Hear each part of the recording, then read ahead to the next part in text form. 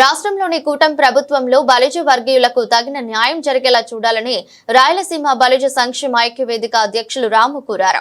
కడప నగరంలోని press club లో ఏర్పాటు చేసిన విలేకరుల సమావేశంలో ఆయన మాట్లాడారు. కూటమి ప్రభుత్వం వచ్చాక ఆ పార్టీకి చెందిన కొంతమంది నేతలు బలిజ వర్గీయులపై కక్ష సాధింపు చర్యలకు పాల్పడుతున్నారు.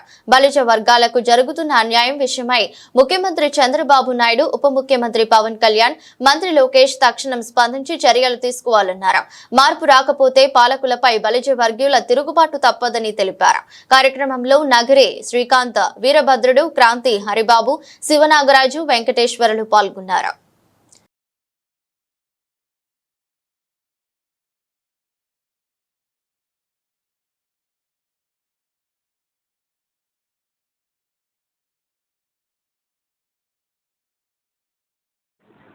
మీడియా మిత్రులకు నమస్కారం. ఈరోజు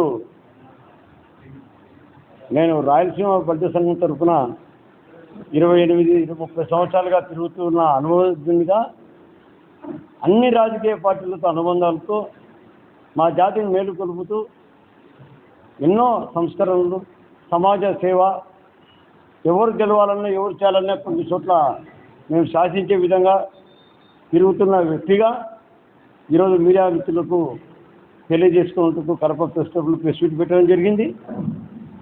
ఈరోజు రాయలసీమ జిల్లాలలో మా సామాజిక వర్గంపై తెలుగుదేశం ప్రభుత్వము, కూటమి ప్రభుత్వంలో ఉన్న కొంతమంది పెద్దలు, అందరినీ నేను అనడం లేదు, అందరినీ నేను పేరెత్తి చెప్పను.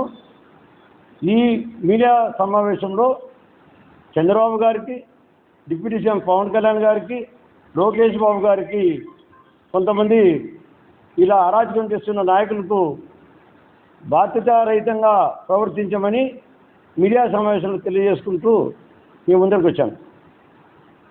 ఈ నడమ మా సామాజిక వర్గంపై కడప జిల్లాలో దాడులు ఎక్కువ జరుగుతుంది.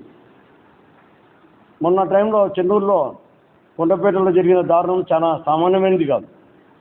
తర్వాత ఇడిమరకలో శ్రీకాంత్ అని చెప్పి ఒక చిన్న డాబా 30 నుంచి 40 సంవత్సరాల పైన నడుపుతున్న వ్యక్తిని అక్కడ గతంలో వైసీపీ ప్రభుత్వం కలిసినప్పుడు మాత్రము సర్పంచ్గా పోటీ చేయడం జరిగింది.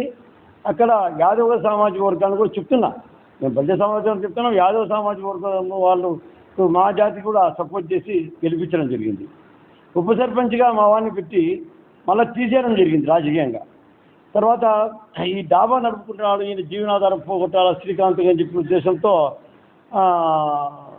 కక్షగట్టి కాటి సీను అనే వ్యక్తి, ఆ ఊరికి సంబంధం లేని వ్యక్తి, ఆ వ్యక్తి చేత సుధాకర్ యాదవ్ గారికి తప్పుడు సంకేతాలు పంపిస్తూ మా సామాజిక వర్గం మీద దాడులు చేయడము ఎంతవరకు సబబు అని చెప్పి ఈ సందర్భంగా తెలియజేసుకుంటున్నాం.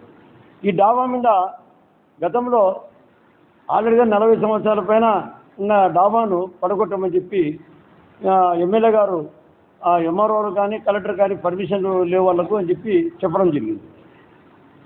దాని మీద మేము సుధాకర్ యాదవ్ గారికి హైదరాబాద్కి వెళ్ళి, అన్న ఇది పద్ధతి కాదు, కొంచెం ఆలోచన చేయండి అని చెప్పి చెప్పడం జరిగింది.